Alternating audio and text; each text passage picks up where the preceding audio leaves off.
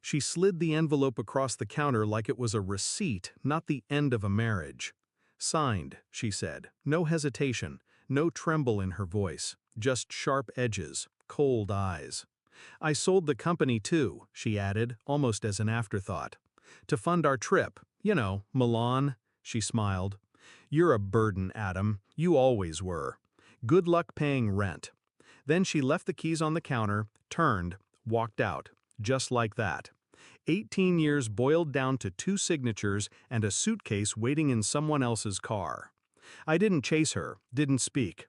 I just smiled and said, "All right, good luck." We built that company in a garage. She had the charm, I had the code. She talked to investors while I soldered motherboards in silence. We grew it from nothing, and I let her take the spotlight. I didn't mind. Not until the emails stopped CCing me. Not until the bank notifications started bouncing. She told me we were pivoting, told me to trust her.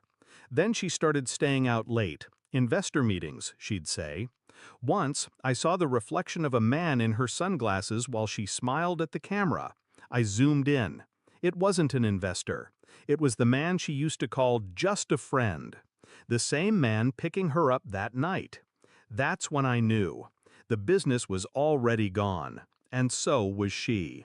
But not before I left a few surprises behind. I didn't scream, didn't beg. I opened my laptop, logged into the admin dashboard. She forgot one thing.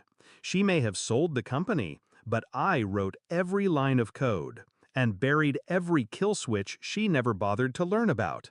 2 keystrokes, and every server went into lockdown. All transactions froze. Every system routed to me.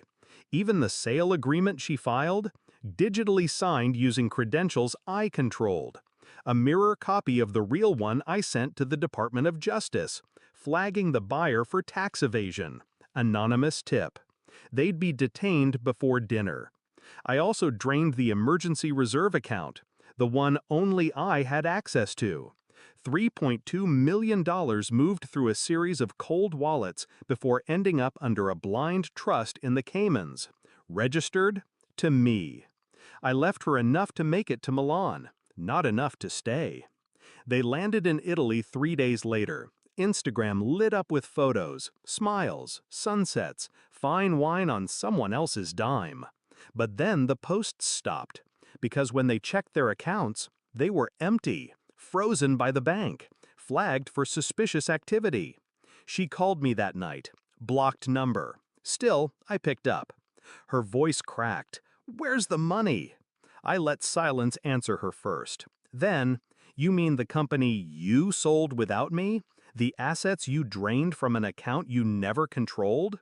"You bastard," she hissed. "Call me whatever you want," I said, voice level. "Just don't call me broke." She cursed, begged, threatened. I hung up. No response was the only one she deserved. She returned weeks later, not to see me, to plead with the lawyers outside the office she used to run. I watched from the glass above, the last original founder still listed on the plaque. She didn't see me, just stormed out when they handed her the court filings. Fraud, unauthorized sale, breach of fiduciary duty, all tied in a neat little bow I'd prepared the day I found out about him. She caught me at the elevator. "You planned all this," she said, voice shaking. I nodded. "You don't feel anything?" I tilted my head, thought about it. "No," I said, "not anymore." The doors closed between us. She never got the final word. I didn't give her the space. There are no pictures of her left in my apartment, just empty frames and cleaner lines. Peace has a sound. It's the absence of apology, the hush that follows when you stop explaining yourself to people who already wrote you off. I still eat alone, still sleep on my side of the bed. Old habits die hard, but I wake up with silence, not betrayal. And when I walk into the office, no one questions who built it. She taught me one thing. People only see value when they think they can take it. Now, there's nothing left to steal. She tried to erase me from the company, so I made sure she couldn't afford to remember it.